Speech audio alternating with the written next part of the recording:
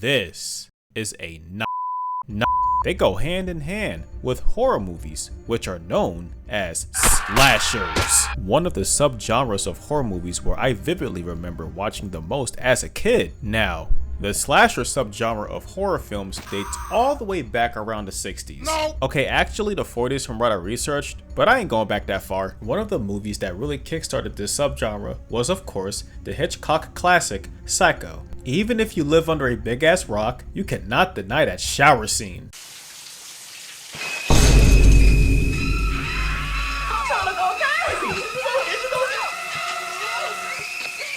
Funny story, I first heard the Psycho strings watching Daddy Daycare, where Eddie Murphy's character opens up the bathroom door after a kid literally tells him, "I missed."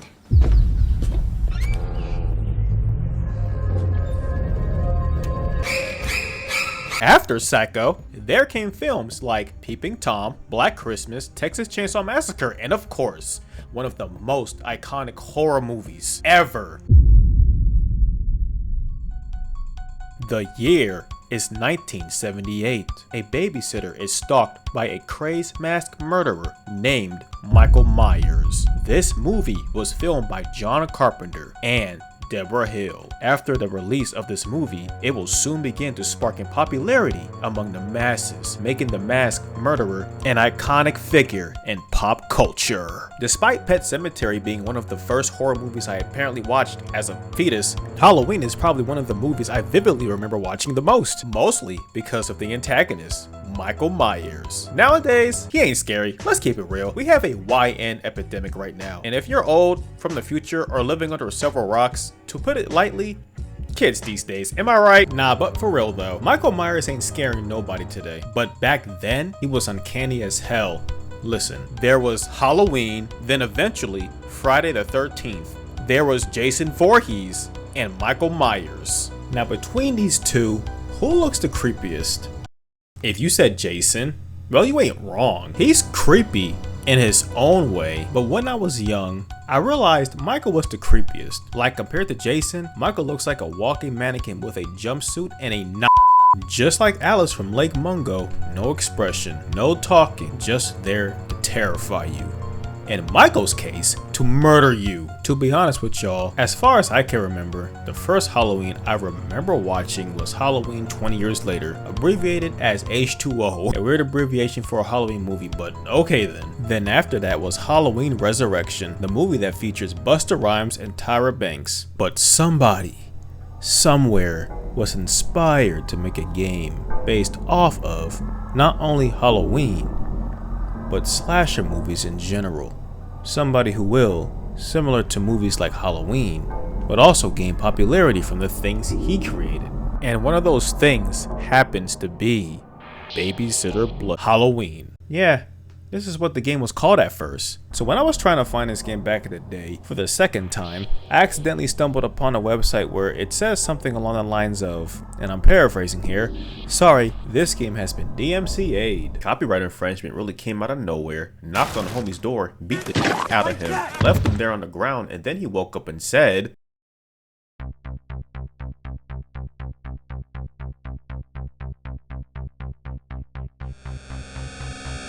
Babysitter Bloodbath. We start off with this 80s inspired intro, followed by intro credits. I love this intro and all, but damn, it can get grating on the ears. We then see our protagonist. Her name is Sarah. She walks up to the porch and rings the doorbell. The parents open the door and they give her instructions on what to do. You have two responses you can choose from. How can I reach you? Or can I get paid now? So of course you select, can I get paid now? Cause honestly, ain't nobody trying to stay in this creepy house. Linda says, talk to you when we get back. At this point, I'm pretty sure Sarah just might turn into the killer herself. So first of all,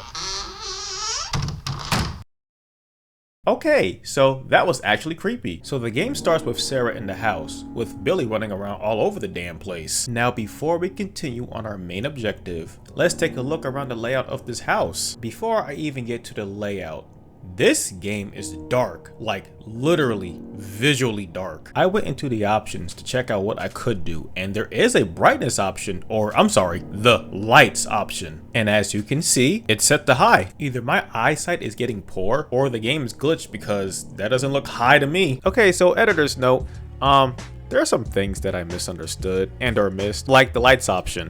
I think they mean the lights in the house.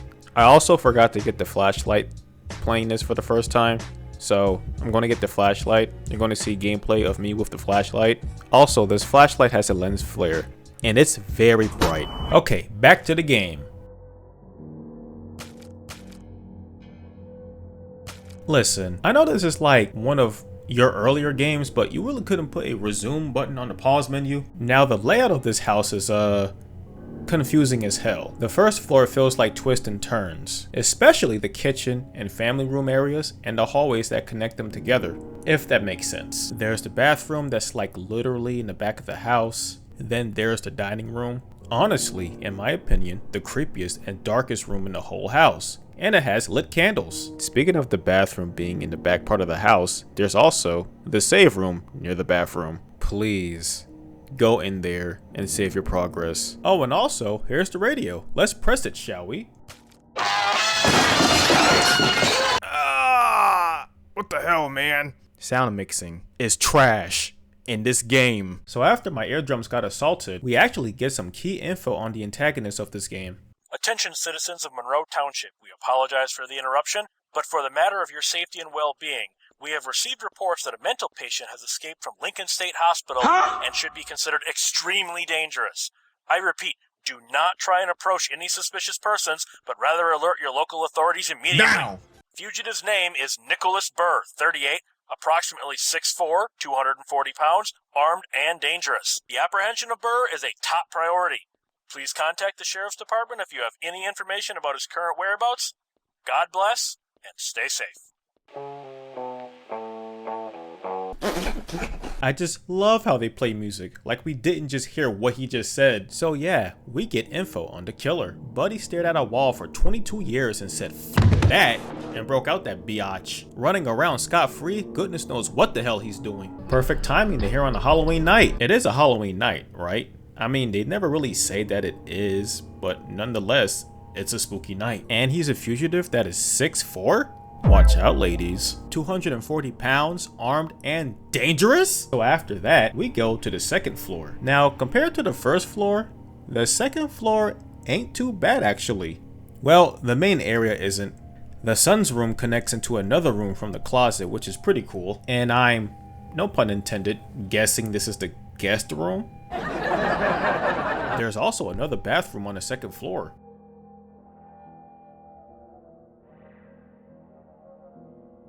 What? I find that hilarious, considering the fact that the literal door next to you is wide open. You really think the killer is on the ladder with binoculars, watching from the second window from the halls? The curtains are closed. Okay, I'm done. Now on to the last room that's unlocked, the liquor room. Just like the dining room downstairs, this room is dark as hell, but for some reason they have a spot that's literally pitch black. So I turn on the flashlight and there's a closet with nothing inside. So, is this supposed to be a hiding spot? Going to be real here, when you get chased in this game, you are literally not going to think about that, nor have the time to do that. I don't even think hiding works, but if it does, hey, tell me about it in the comments. But I still think the lighting is weird. Also, you know what I remembered? You can actually change the camera in the options menu to the first or third person view. Well, well, well. Look at that. Another thing I realized is the layout might be confusing, but for some reason the third person view makes everything a little less confusing. None of that bootleg Resident Evil camera angle tracking. Oh yeah, these random photos around the house. You know, I used to think that they were actual photos that the developer got around his house and put it in the game, but I'm pretty sure they're just stock photos. You know, like the ones you see in picture frames before you buy them. Now, we can get to the main objective. So Billy's running around the house like a damn fool and we have to talk to him. He tells us he wants to watch TV. So of course, you go to the television and try to turn it on, but the power button is gone. After running laps around the house with Billy, Sarah stops and thinks to herself, let me check the second floor. So we run upstairs, go straight to Billy's room. Lo and behold, we found the remote control. So we fall down the stairs into the family room and turn that shit on. Billy runs to the family room and finally sits his hyper ass down. Right after that, the phone rings. I wonder who it could be. Don't lie, don't lie. The game is up. The demons trail my legs. To hell will you sit in your ivory tower. Don't you judge me, I see all. You know, now that I think about it, this would be scary as hell to hear in the middle of the night. Real talk. Let's just pretend that didn't happen. Oh, okay. It's Jill. Surely, all of that demonic mumbling shit was coming from her, right? Sarah tells Jill she's scared the piss out of her with her phone mumbling Bolshevik. To which Jill responds, Are you off your meds again? I didn't call. wait, so if Jill didn't call, then who? Hey, remember that guy from the mall? Are you going to call him? You can either say yes or no. Now, since I already know Jill is a bitch, I'ma select no out of pure spite. You act like such a goody two-shoes. You're babysitting on Friday night. You should be out getting some action. Sarah responds with, I should be out making money. make that bread, Sarah. So Jill tells Sarah to call that dude from the mall. Sarah says the number is in her coat. And Jill also tells her to call back after the experience and how it is. If y'all want to see why I called Jill a just call her number just for the hell of it. I'll do it for you. It's me, Sarah. Jessica Parker? First of all, you're not funny. Second of all, I know you don't exist, but I know you're not deaf and stupid. Oh, hey. Oh hey? Oh hey? What you up to? Nothing. Cool! Sarah, I love you and everything, but I think cool is the last thing you should respond with after someone tells you they are literally doing nothing. Especially Jill. She is low-key a mood. Still a bit though. Jill gets irritated and asks if you called that guy yet. Sarah says no and Jill says call her back when she does. Bye! Fun fact, if you do call Jill when the dude arrives, she'll literally blow you off. It's kind of funny. So we call Jack and he's, quite the guy. Just doing normal things like drinking, smashing mailboxes, and tipping cows. What? Jack then says he's out of liquor and says Sarah and him can hang out if she has some. Ain't this about a bitch? Sarah tells him we can get some and he can come over at 11:30. So, if you remember, the second floor has a room with a bottle of liquor in the cabinet. But in order to do that, we need a key. So we talk to Billy and he reveals that he has the key to the liquor cabinet. To get the key from him, we have to cook him some dinner. So we slave over a hot ass stove and make him cereal. Billy complains, but Sarah ain't having none of that, so Billy gives her the key. We head upstairs, unlock the cabinet, and take the bottle of liquor. Come back downstairs into the family room and oh god! Did he get sniped? Oh, never mind, he just fell asleep. So Sarah puts him to bed, and we go back downstairs, and right on cue, we hear the doorbell ring. I wonder who it could be. Oh yeah, Sarah, just, you know, open the door without looking through the window. Very cool. So Sarah walks outside onto the porch and this creepy piano music plays.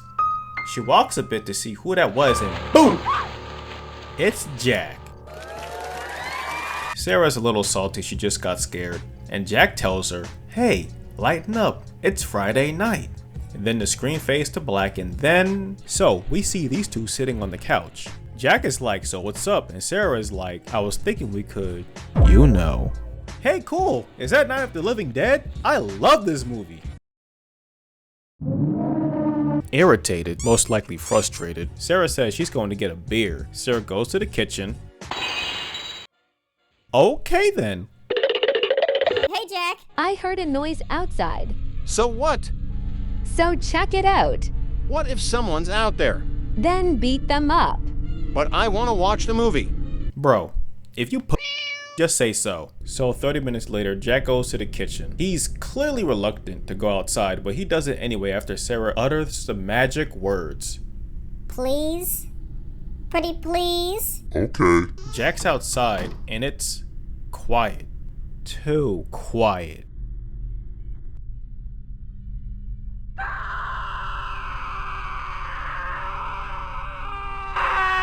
And he's dead. And to make matters worse, the lights went out. Before you can even go outside, you already start hearing creaking and random sounds around the house.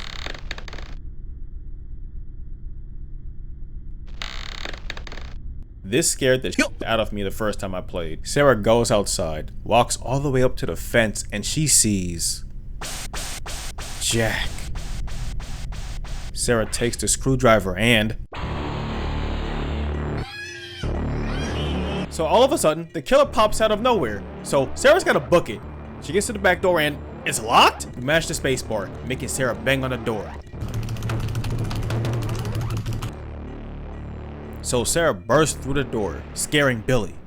Billy is trying to see what all the commotion is about, and Sarah literally yells at him to hide. Then it begins.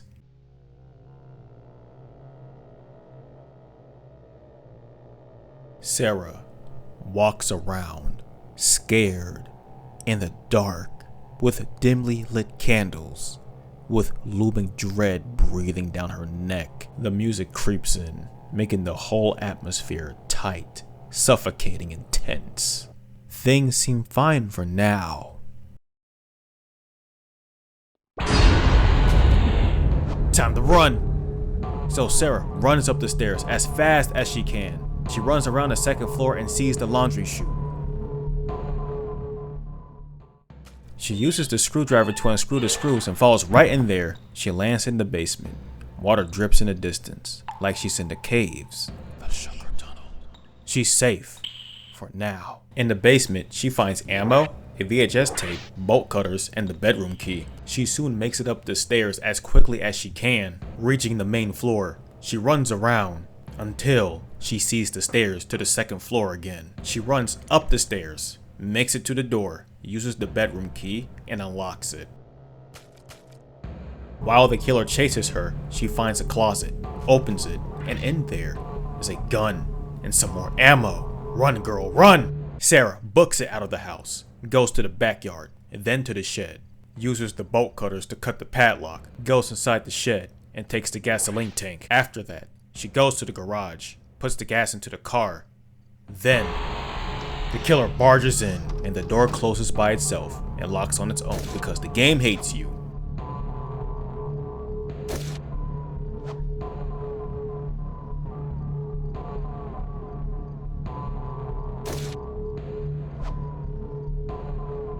So after a tense battle, the killer falls down Michael Myers style, and he's dead. Not really, come on, some of y'all watched Halloween. Sarah drives off with Billy, and we now see her at the police station. A detective named Lieutenant Breaker talks to Sarah. He tells her that Billy is okay, but Jack is— oh, boo-hoo, boo-hoo, shut up, no one cares, boo-hoo. He also tells her the name of the killer that attacked her is named Nicholas Burr, and how he escaped from the sanitarium. And of course, Detective Breaker tells Sarah that the killer's body is gone. Who would have saw that coming? Sarah's all like, I killed him, he's dead. And the detective is like, you good? We'll take you to the hospital. You'll be safe there. You'll be safe there. Yeah, sure she will. It's not like he's somehow gonna make a hospital visit and surprise her when she's sleeping or something. And that was Babysitter Bloodbath. I love this game. It's rough around the edges. Well, rough all around actually. First thing you'll probably notice is the bad lighting. Even when you try to brighten things up, it's still dark as hell. Like the dining room or the liquor cabinet room that has that random dark spot. I forgot to mention this, but there's a film grain effect on the screen.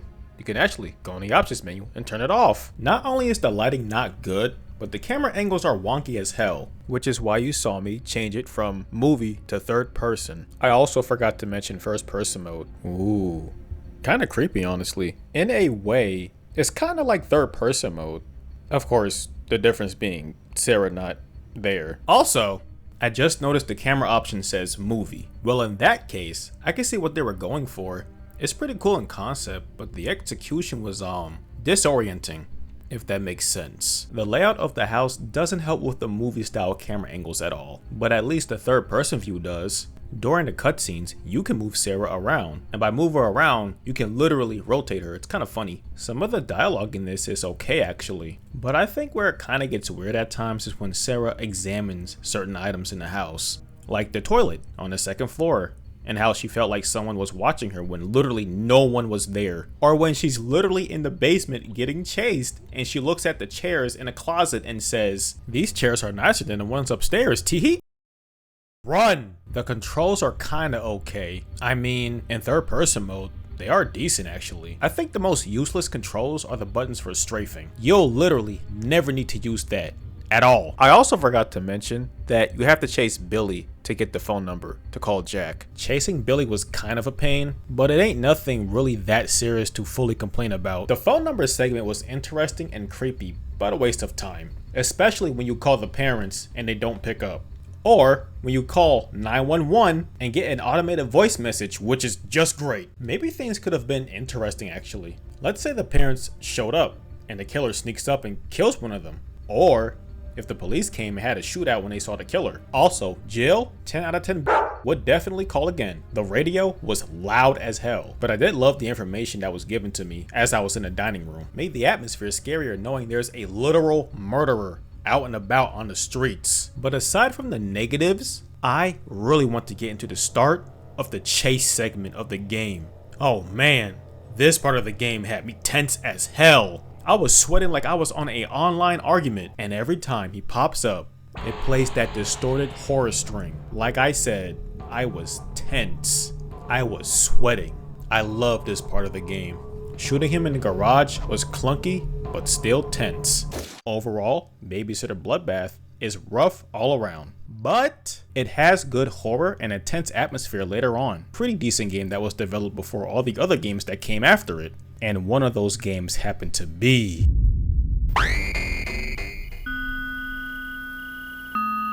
If your car breaks down, or you get lost in the woods, stay away from the house at the top of the hill, because something evil lurks inside, behind every door, around every turn. And if you hear somebody behind you, whatever you do, don't turn around. The Power Drill Massacre. So, two things before we get into Power Drill Massacre. One, a long time ago, there was a game that would serve as a basis for Power Drill Massacre. The game was called Minotaur, and in that game, think of Babysitter Bloodbath, but the killer has a drill and Sarah is blonde and is the only one who crashed near a building. There, that's Minotaur. Two, now y'all are already aware of the movie Texas Chainsaw Massacre. For horror movie fans, I'm 90% certain that it's going to come across your mind when you play PDM. But as I was working on the script, I read a comment on a Power Drill Massacre video that basically said that another movie named The Driller Killer was one of the main influences for Power Drill Massacre. I was intrigued to say the least. So I sought out to find this movie and I found it on Tubi for free. I watched the whole movie and all I can say is, it's a movie, definitely a movie. Didn't know it was supposed to be a black comedy though, but after watching it, I can see why. There's literally a random dude running around with a drill, killing random people on the street. Ain't no one shot him or fought back. At least tackle him. Look how skinny he is. The fuck? Also, there's some sound effects in the movie that definitely influenced the sound design of the game. Lastly, the ending is pretty intense. If you want to know what happens, you can watch the ending on YouTube or the movie for free. I will say, there are some similarities in the ending of the film. The same can be said for the whole movie as well. Okay, now on to Power Drill Massacre. Remember how I mentioned the Texas Chainsaw Massacre? If you watched it, you can also notice the similarities from that movie as well. Side tangent, Power Drill Massacre sounds way more brutal than Chainsaw Massacre. Like, I don't know how to explain it, but that shit sounds excruciating. So the game launches, and it kind of starts similar to the movie. We get text scrolling for the intro of the game, but like, it's not explaining the story of events that transpired. It's just credits. The game starts, and we hear radio chatter. Again, similar to the movie. It goes on for a while, then all of a sudden,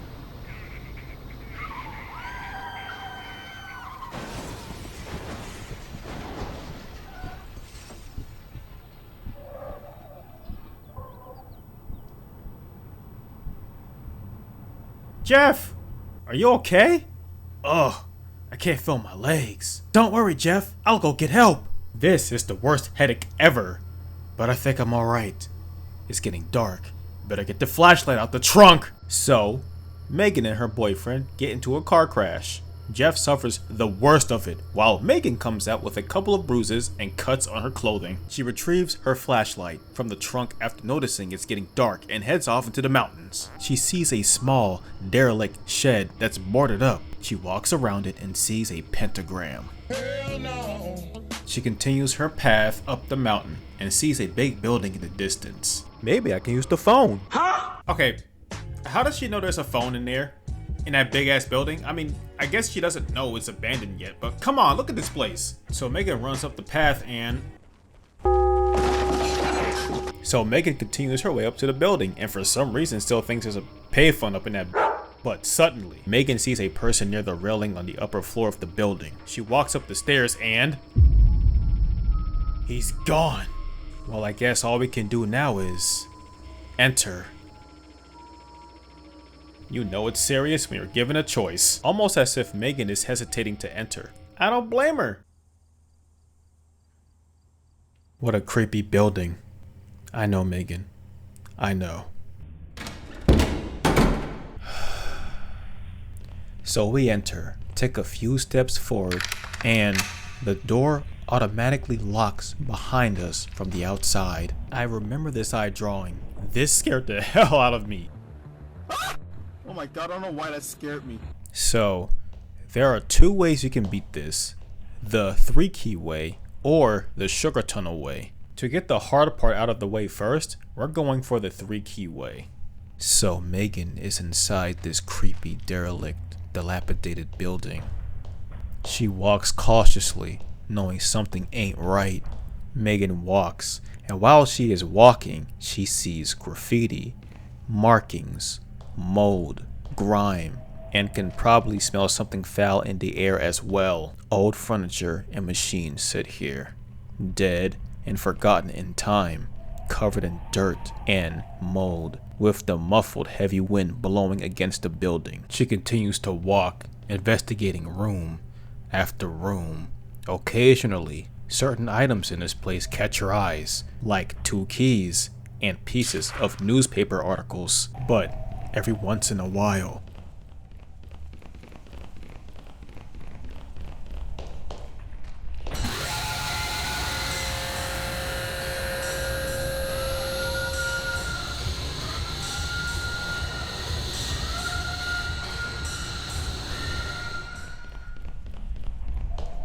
we gotta get out of here fast. I remember when the first time this happened to me, I screamed like a little girl. Get how people can play this.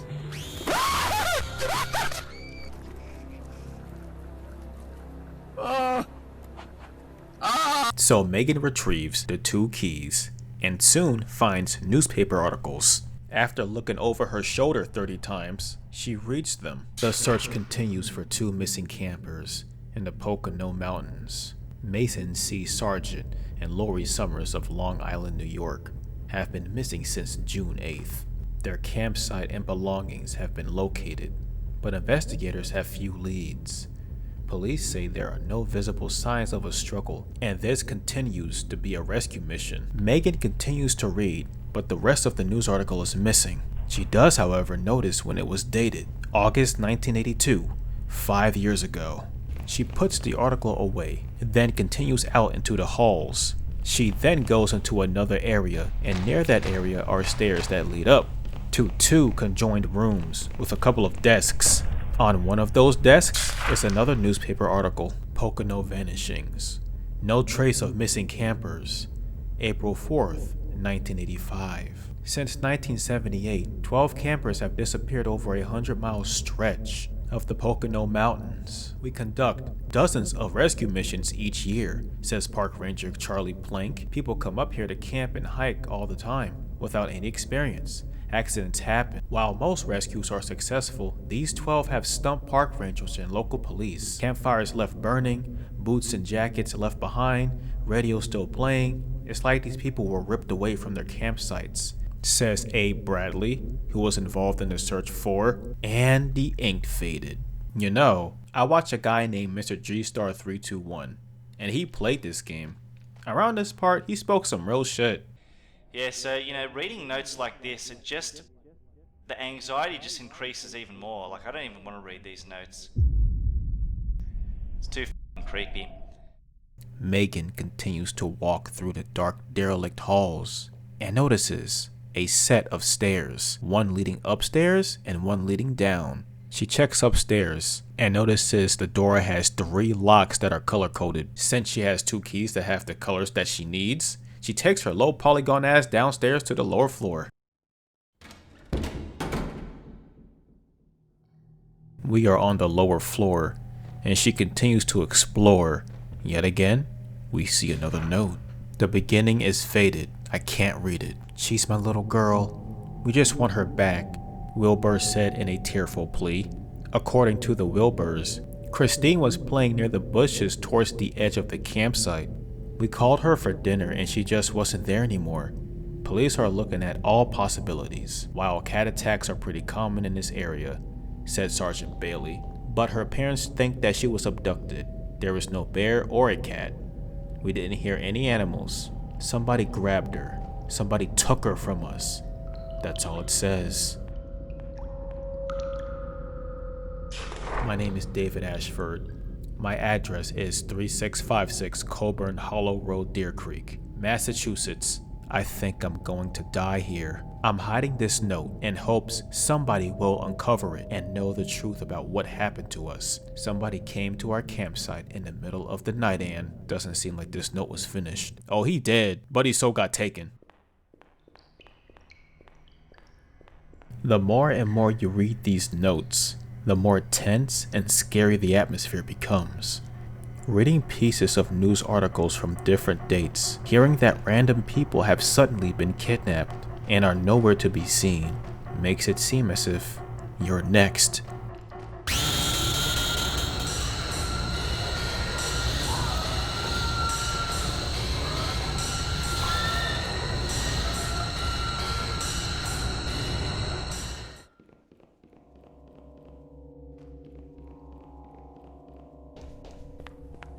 Shit! Was that a little girl? So yeah, sometimes you'd get glimpses of a person or kid running through the hallways or up the stairs. After reading some of the notes and articles, you can put 2 and 2 together and know that these are probably some of the victims from those articles you read. Megan desperately tries to find the last key. It just has to be down here, right?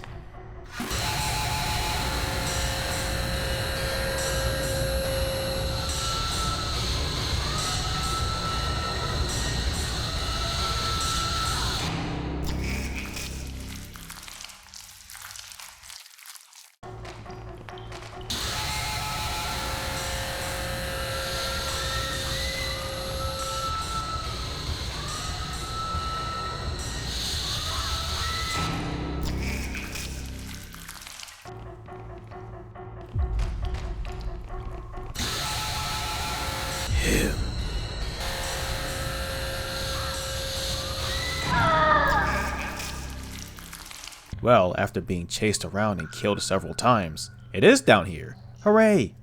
Now it's time to escape. Megan leaves the lower floor and runs all the way up to the upper floor. She uses the 3 keys, red, green, and blue, and escapes. I said she escapes. Megan, what the fuck? So Megan opens the door, and right before her is a never-ending corridor. Strange. She suddenly sees a little girl ghost in front of her, the same one that we saw earlier in the game. The little girl runs into the distance, while Megan runs after her without hesitation. Megan runs, and keeps running.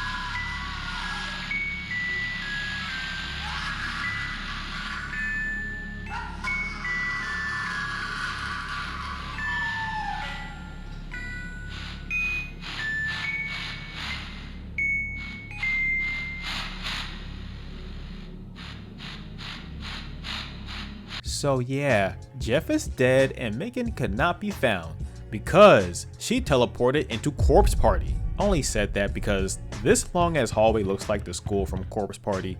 Way worse situation, by the way. Nah, jokes aside, it's unknown what happened, but Megan either got captured, tortured, died from torture, or probably died from literally running into the light. It could be the killer screaming because he lost her, who knows. However, I don't know if you guys heard it, but there was another car crash around the same area where Megan and Jeff crashed at. It's very faint. I'm assuming this was supposed to be the red-haired girl that was going to be in the full version of the game. Well, that's the end of Pal Joe Massacre. Psych! One of the endings.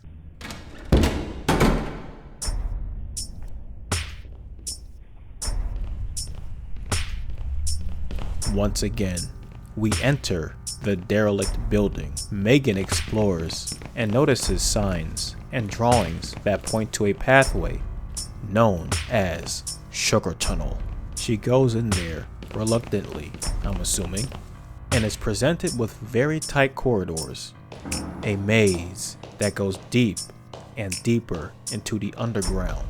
Megan runs and runs. She runs in two directions that either lead to more pathways or dead ends.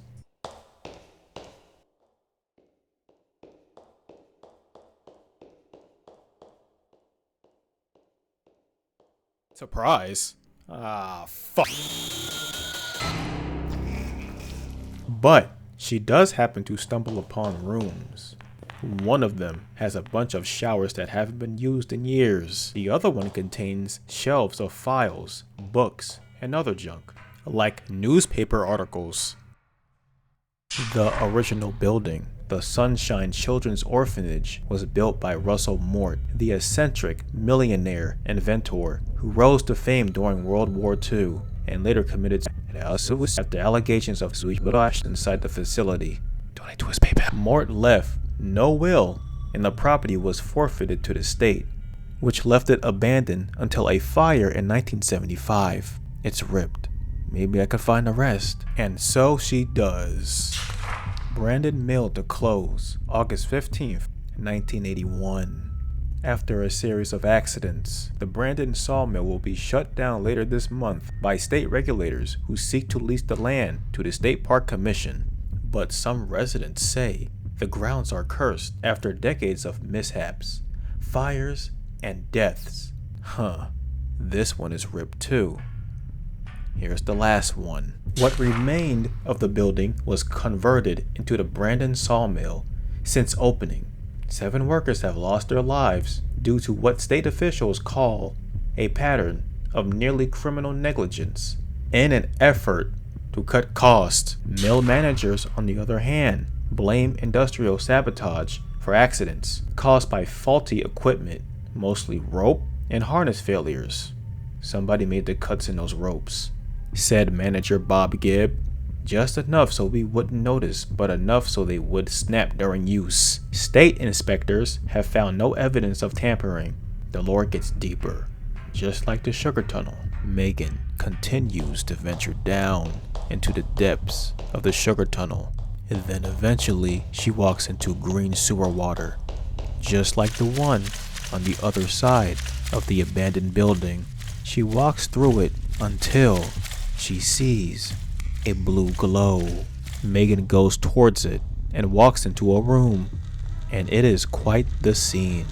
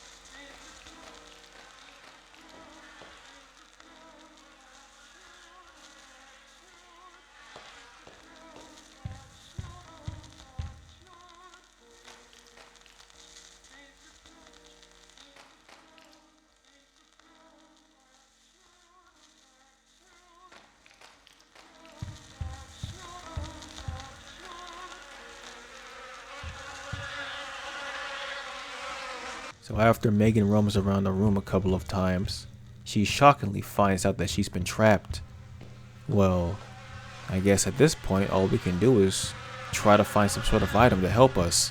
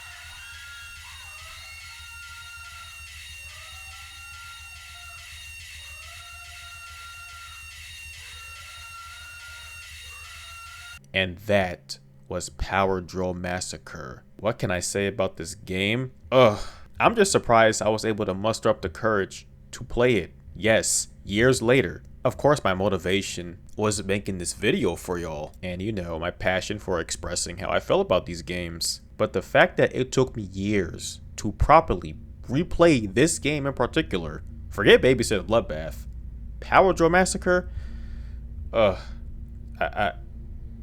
I have a really traumatic, not actually traumatic, but a traumatic relationship with this game. And yeah, I will admit, there's been times where I recorded some gameplay and I just shut it off because I didn't want to deal with all that, you know, that or that like all that screaming and shit. Like I'm just going off my own head. This is not part of the script, as you can tell, the way I'm speaking and everything. So we start off with the sound of a radio playing, then shortly after, the sound of a car crash. Nice! We then venture out with our flashlight, desperately trying to find a telephone. We are then greeted with this creepy building, far in the distance. We go to it, see a person that disappears, and reluctantly enter. We are now inside and locked inside. When you first enter that building, the feeling of dread increases slowly as you explore. The sound of the wind, the layout of the building, and the flashlight. Also, the fact that you are, at any moment, about to freaking die. Around every corner, around each sliding metal door, he can be anywhere.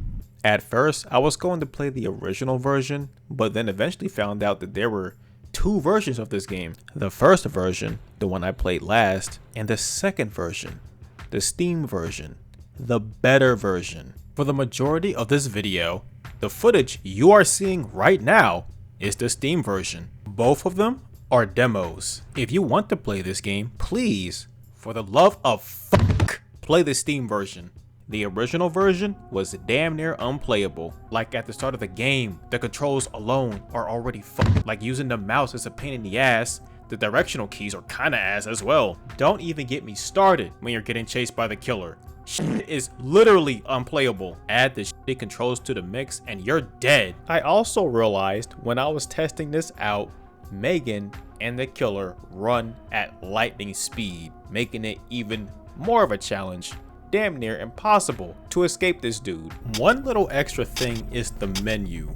The menu sometimes glitches out mid-game, forcing you to start a new one. Sometimes happens in the Steam version too. Load game. Yeah, there's none of that in both versions. Now, onto the Steam version of the game. Right off the bat, the menu seems a little bit different and cleaner now. Clicking on options, we are given more than what we had previously. Even clicking new game, we are given a confirmation box. That's much better than clicking new game, and it automatically starts you all the way from the beginning. Peep the inventory though. Items, documents, menu, and exit. I personally find the documents options to be my favorite. You can basically reread any missing articles you come by. But hey, who's going to remember that when you're getting chased by Bubba's third cousin? When you select different items, it makes a cool, funny noise. Now, if you're playing this or want to, for the camera option, I highly recommend Orbital View. You can select any view you want, but for me personally, I feel like Orbital is the right choice. What I don't recommend is Cinematic View. The controls for that setting are very weird. In big areas like outside, you can probably get the hang of how it works, but inside the building, that's a different story. With tight corridors and hallways, it's really a pain in the ass to maneuver Megan through this place. Kind of like Babysitter Bloodbath Cinematic View. If you play the game with this setting, you'll see what I mean. The positive thing I can say about it is that it's horrifying seeing the killer actually chase you. Reminds me of when you play an RPG horror game and you see the literal monster 2 centimeters away from you. The cinematic setting does have great movie Resident Evil like angles that are just creepy. Like anything could pop up behind you or come from the cut in front of you where you can't see. But yeah, I recommend Orbital View, and I can't forget first person view. Just like Orbital, it's manageable and makes things a little scarier. Oh, now just like in Babysitter Bloodbath, the layout was confusing because of the camera view I had, which was, at the start, cinematic view. In this game, the layout is confusing no matter what camera view you have it on. For me, that is. And I literally circled around a lot. Getting chased by the killer is pretty intense and scary, but it loses its scare factor when it keeps happening. Or if it keeps happening. When I first entered that building, I was immensely terrified, especially the first time I played. However, when I finally remembered where to go and what to do, miraculously, the killer just so happens to come out more than usual. But don't get me wrong, I turned the volume of the game down all the way to 4%. Speaking of the volume, the sound design in this game is definitely interesting. Then of course when you get chased, the killer has to scream at you. But you might be asking yourself, why does it sound like a pig? And that's because these are actual audio recordings of pigs being slaughtered. The more you know. The lore is very interesting. Newspaper articles are scattered throughout the building. When we read some of them, you can already tell that people are being kidnapped or suddenly gone. Like I said before, reading these makes you nervous, knowing that at any point, you're about to be next. Then there's the newspaper articles around the sugar tunnel area, where we get more lore on this place and what happened to it over the years. This would soon get people speculating on what happened and who the killer might be. To put it simply, this place used to be an orphanage, but over time, there were rumors that the owner was abusive. The allegations got to him, so he hung out by himself. The property was forfeited to the state and it caught fire in 1975. Interesting. Other articles in his room state that the remains of the building was turned into a sawmill, but workers lost their lives due to criminal negligence and the fact that there was faulty equipment, but there was no evidence of tampering. The sawmill eventually shut down, and some residents believe the grounds to be cursed. These articles led to speculation.